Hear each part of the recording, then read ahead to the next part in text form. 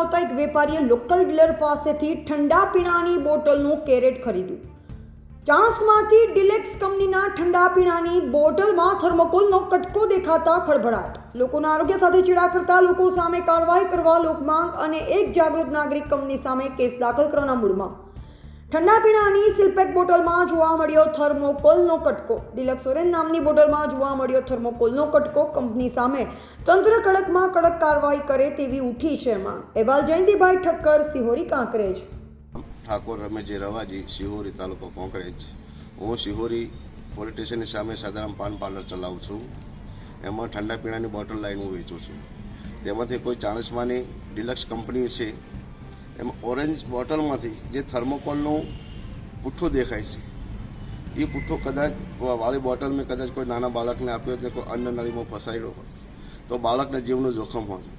ખરેખર આ કંપનીની બેદરકારી છે।